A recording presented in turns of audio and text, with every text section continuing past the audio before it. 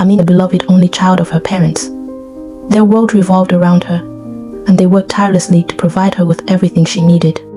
But one stormy night, a devastating accident took them away from her forever. Just 23, and with no one else in the world, Maya was left orphaned and alone. After the funeral, she was forced to seek help from her father's brother, her uncle. Yet instead of compassion, he met her with resentment. "You're the reason they're dead," he sneered. "If they hadn't been rushing home for you, they'd still be alive. You're nothing but bad luck." He spread lies, accusing her of being the cause of her parents' death, tarnishing her name within the family. With no home and no one willing to take her in, Amina was forced onto the streets. Alone, she rented a tiny, run-down room on the outskirts of town and began working long hours, selling roasted corn by the roadside to scrape together enough money to survive. Yet in her darkest nights, she swore to herself, "I will make it out of this. I will prove them wrong." In her final year of college, Amina met Idris, a new student whose kind heart and quick wit made him popular among classmates. He was drawn to her quiet strength, the grace with which she managed her struggles. Every day after school, he would visit her stall, buy a roasted corn, and talk with her. At first, Amina kept her distance, but as weeks turned into months, Idris's kindness and gentle humor broke through her walls. One Monday morning after school, Idris told her, "I see greatness in you, Amina. You're stronger than anyone I know." His words warmed her heart, and she found herself trusting him in a way she hadn't trusted anyone since Idris became her only family. As their bond deepened, Idris fell deeply in love with Amina, but his family disapproved. They looked down on her poverty, her tragic past, and refused to accept her. Driven by his love and his desire to ease her struggles, Idris began secretly taking money from his family to help Amina with her school expenses. To him, every dollar was a way to keep her dreams alive. The next day, Amina confronted him, her voice thick with emotion. "Idris, why did you do this? I'm grateful, but you can't sacrifice your family for me," she whispered, her heart aching. "I only wanted to help you deserve so much more, Amina. This was the only way I could help."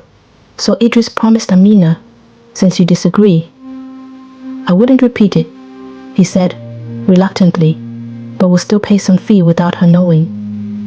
Through sheer determination, Amina graduated with top honors and won a full scholarship to study in Canada. Idris' success was predetermined, born into a wealthy family with a thriving business empire.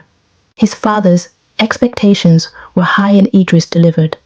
Upon graduation, he seamlessly transitioned into the CEO of a five-star group, leveraging his charisma, intelligence, and inherited connections. Idris couldn't shake off the memory of his last encounter with Amina before she departed for Canada. Despite his soaring career success, Idris's mind often wandered to Amina.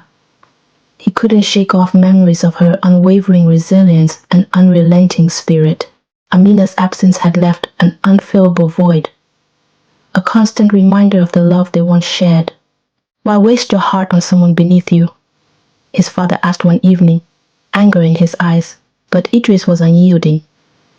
"You can't choose who I love," he declared. His family's opposition only strengthened his resolve to be with Amina, no matter the cost. Returning home a billionaire, Amina's first destination was Idris' house. She stepped down off her luxurious car. As she stepped into view, his heart skipped a bit. They rushed into each other's arms, holding tight as the weight of their years apart dissolved. "I missed you so much," she whispered, tear rolling down her face. Idris's family, having seen his unwavering devotion, finally gave their blessing to their relationship. His parents admitted they had been wrong, acknowledging that Amina's strength and perseverance made her the perfect partner for him. At this time, Idris and Amina already built a duplex. One evening, there was an unexpected knock at Amina's door. Her heart sank as she opened it to see her uncle standing there, his once proud face now a mask of shame. "Amina, please," he begged. I need to tell you the truth. I lied about you causing your parents' death. I did it so I could take their house and money." He knelt at her feet, his voice trembling. I can't live with the guilt any longer. Please forgive me. Amina stared at him, her heart torn open. Memories of nights she spent hungry, crying herself to sleep, flooded her mind. This man had destroyed her life and left her to suffer alone. Seeing her struggle, Idris placed a comforting hand on her shoulder. Amina, he said softly. The lion roars loud, but his forgiveness is louder. Don't let his past cruelty keep you prisoner. She looked into Idris's eyes, finding strength in his gaze.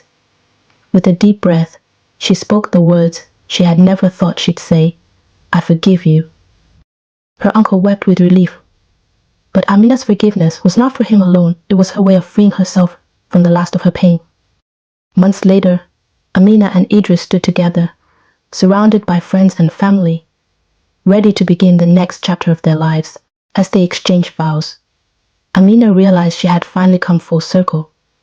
All the suffering, betrayal, and love had led her to this moment. Idris squeezed her hand, his smile radiating pride and love. They had both endured a world of pain, but together they had built a future stronger than the shadows of their past. In their love, they had found both resilience and peace, and with each other, they began a life filled with hope and forgiveness.